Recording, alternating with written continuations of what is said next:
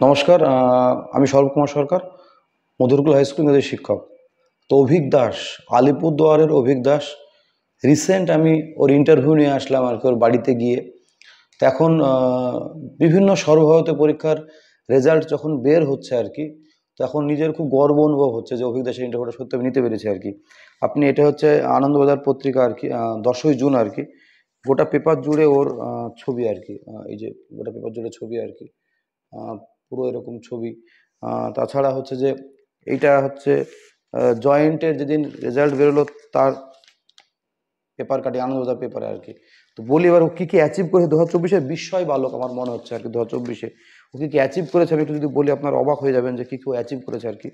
তো এবং ওর বাবা খুবই একজন ভালো মানুষ আর কি, প্রবীর দাস আর কি। উনি ফিজিক্সের শিক্ষক, একটা হাই স্কুলে চাকরি করেন আর কি। তো উনি খুব ভালো মানুষ আর কি। উনি আমি যেহেতু ইন্টারভিউ নিয়েছিলাম আর কি, তারপর থেকে যতগুলো অ্যাচিভ করেছে উনি আমাকে মেসেজ করেছেন, ফোন করেছেন আর কি। এবং গতকালকে উনি ফোন করেছিলেন যে কোটাতে কি সেলিব্রেশন হচ্ছে আর কি। এলএনের উনি অনলাইন কোচিং নিয়েছিল আর কি। তো কি পরিমাণ সেলিব্রেশন করছে, ওখানে ছবি তোলা ভিডিওগুলো রিলসগুলো বেরোচ্ছে আর কি, দেখতেই পাবেন আর কি। তো গর্ব অনুভব হচ্ছে যে পশ্চিমবঙ্গের একটা ছেলে আলিপুরদুয়ার মতো জায়গায় থেকে এরকম রেজাল্ট করে, এবং কিন্তু নিজেকে তৈরি করেছিল। দাদু ম্যাথের শিক্ষক ছিল আর কি, দাদুর সঙ্গে কথা হয়েছে আমাদের আর কি। ছোটো থেকেই পড়ার নেশা ছিল আর কি, ছোটো থেকে পড়তে খুব ভালোবাসতো। ওর মন খারাপ সব কিছুতেই ওনার পড়াশোনা আর কি, পড়াশোনা ছাড়া কিছু বলতো না। এবং নিচু, সব থেকে বড় ব্যাপার হচ্ছে ও নিচু ক্লাস থেকে মানে সেইটা পড়া শেষ করে উঁচু ক্লাসের বই পড়তো।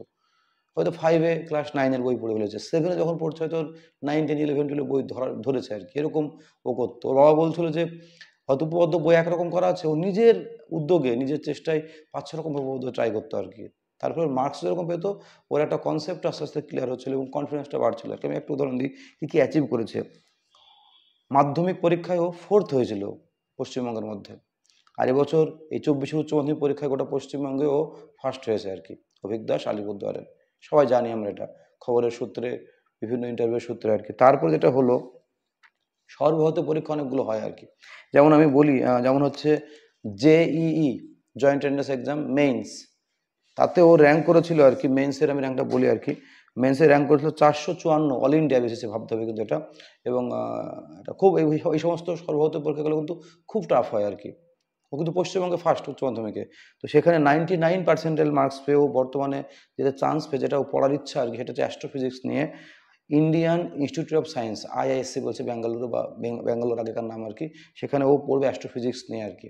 তো একটা কথা দেখছিলাম যারা ওরা অ্যাড করছে আর কি, বলছে যে এই যে অ্যাডটাই দেখছিলাম আর কি, যে not not just the sky, I am aiming for the stars.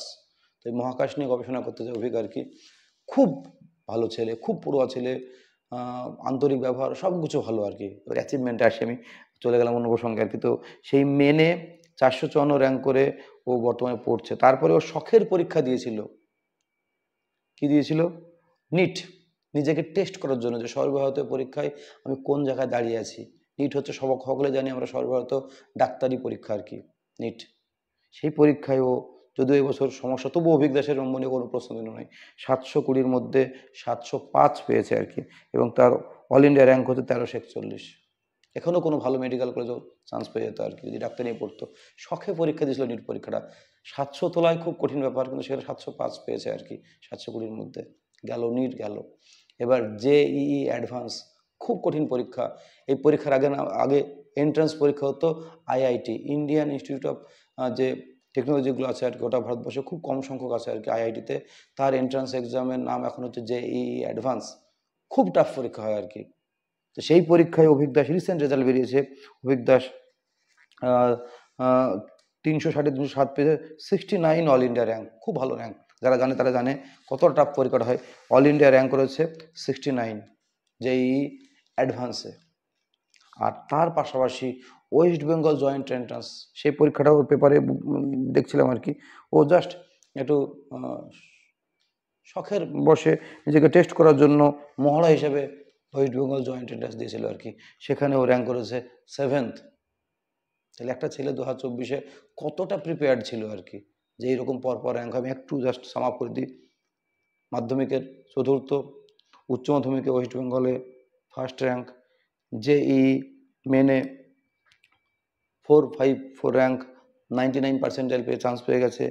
NEET পরীক্ষায় 720-র মধ্যে 705, যেই অ্যাডভান্সে অল ইন্ডিয়া র্যাঙ্ক 16, যেটা খুব ভালো র্যাঙ্ক, অল ইন্ডিয়া 16, যে কোনো আইটিতেও ভালো জায়গায় চান্স পেয়ে যেত আর কি। ওয়েস্ট বেঙ্গল জয়েন্ট এন্ট্রান্সে এটা 7th র্যাঙ্ক।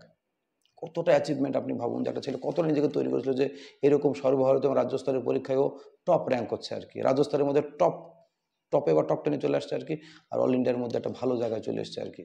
এটাই আমার কথা। প্রচুর পড়ুয়া ছিল, প্রচুর পড়তো, অভিজ্ঞতার বিষয়। ওর কথা বলছিলাম, ঈশ্বর প্রদত্ত কবিতার সঙ্গে কঠোর পরিশ্রম, ওর সমস্তটা যেন পড়াশোনার কিছুই বুঝতো না আর কি। পড়াটাও নেশা, মন খারাপ করলেও পড়তে বসতো, সারাটা দিন ওর পড়া ছাড়া কোনো। আর বাবা বলছিল যে প্রচুর রেফারেন্স বই ও ছোটো থেকেই পড়ার অভ্যাস ছিল আর কি। বাবা ফিজিক্সের, দাদু ম্যাথের ছিল, সেখান থেকে প্রচুর বইও পড়ার অভ্যাস ছোটো থেকেই ছিল আর কি। আর সব থেকে বড় কথা, ওদের বাড়ির প্রত্যেকের আন্তরিক ব্যবহার। বলেন, একটা পরিবার একটা ছেলেকে অনেক বড় জায়গায় নিয়ে যায়, অনেক আশীর্বাদ নির্ভর করে। অভিকের বাবা খুবই ভালো মানুষ। ওই ইন্টারভিউ নেওয়ার পর আমি বেশ কয়েকবার মানে আমার ফোন করেছে, আমাকে জানিয়েছে। এবং এই যে গতকালকে কোটা থেকে ফোন করছিল, স্যার এরকম আমার এরকম সেলিব্রেশন হচ্ছে, কি সুন্দর, ভালো লাগছে আর কি, খুব বেশ গর্ব অনুভব করছে। সত্যিই তো গর্বিত বাবা। এরকম মানে এরকম ছেলে অ্যাচিভমেন্টগুলো এরকম অবশ্যই গর্ব অনুভব হয় আর কি। ওর দাদুর সঙ্গে কথা বলি, দাদুও খুব মাটির মানুষ একদম, খুব নাতি আমার ছোটো থেকেই পড়াশোনায় খুব মনোযোগী আর কি। তো এটাও এক ধরনের পরিবারের একটা বিশাল গৌরবের জায়গা। খুবই আন্তরিকতা, আতিথেয়তা আর কি আলিপুরদুয়ারে গিয়ে আমরা পেয়েছি আর কি, অভিভূত আমরা আর কি। আমার মনে হয় এবং অভিক নিজেও খুব বিনয়ী। আমরা যেতেই আমরা 3 জন মাস্টারমশাই মিলে গেছিলাম আর কি, প্রণাম করা। একটা বিনয়ী ভাব একটা। এত যে পড়াশোনায় ভালো, ওর মধ্যে তার কোনো অহংকার নেই আর কি। বিন্দুমাত্র অহংকার নেই আর কি। একদম মানে সহজ সরল একটি ছেলে। খুব ভালো আর কি। আমরা তো মুগ্ধ হয়ে গেছিলাম অভিককে দেখে আর কি। তো অভিক জীবনে আ আশা করি ভারতবর্ষে একটা বড় বিজ্ঞানী, সময় বলবে যদিও, পেতে যাচ্ছে অভিকের মাধ্যমে আর কি। আর অভিক অনেক, অনেক বড় জায়গায় যাক। অভিককে অনেক শুভেচ্ছা ভালোবাসা জানাই। আর আমার নিজের গর্ব অনুভব করছে যে এইরকম একটা ছেলের ইন্টারভিউ নিতে আমি আলিপুরদুয়ার গেছিলাম, এবং এখন হচ্ছে আমার যাওয়াটা সার্থক হয়েছে আর কি। আমি আলিপুরদুয়ার অভিকের ইন্টারভিউ নিয়েছি, অভিকের কাছ থেকে দেখেছি, অভিকের বাড়িতে বেশ কিছুক্ষণ সময় কাটিয়েছি। অভিকের বাবার সঙ্গে পরিচয় হয়েছে, একটা বন্ধুত্বের সম্পর্ক হয়ে গেছে ওই বাবার সঙ্গে, দুজনেই মাস্টারমশাই যেহেতু আর কি। আমার নিজেকে খুব লাকি মনে হচ্ছে আর কি। তো অভিক, অনেক তুমি বড় জায়গায় যাও। আর আজকে পেপারে এই যে ছবিটা বেরিয়েছে, আবার জয়েন্টের রেজাল্ট এদিন পেপারে বেরিয়েছে, নিউজ দেখছি, তোমার বিভিন্ন রকম রিলস শর্টস বেরোচ্ছে আর কি। সেগুলো দেখে খুব ভালো লাগছে আর কি। তুমি অনেক, অনেক বড় জায়গায় যাও। এইগুলো থেকে আশা করি তোমার এগুলো সাময়িক আর কি। তোমার যে লক্ষ্য, সেখান থেকে তুমি অবশ্যই সরবে না। কারণ তুমি তৈরি, একদম তৈরি বলেই আজকে এত সাফল্য তোমার আর কি, একই বছরে। তুমি আরও অনেক দূরে এগিয়ে যাও। তোমার লক্ষ্য যে বলছো যে I am aiming for the stars, আশা করি তুমি নিজেও একজন সেই তারা হয়ে থাকবে ভারতবর্ষের। যে বিজ্ঞানের ইতিহাসে তুমিও আশা করি একটা তারা হয়ে উঠবে, একটা উজ্জ্বল নক্ষত্র হয়ে উঠবে, এই বিশ্বাস আমার আছে। অনেক শুভেচ্ছা, ভালোবাসা, ধন্যবাদ।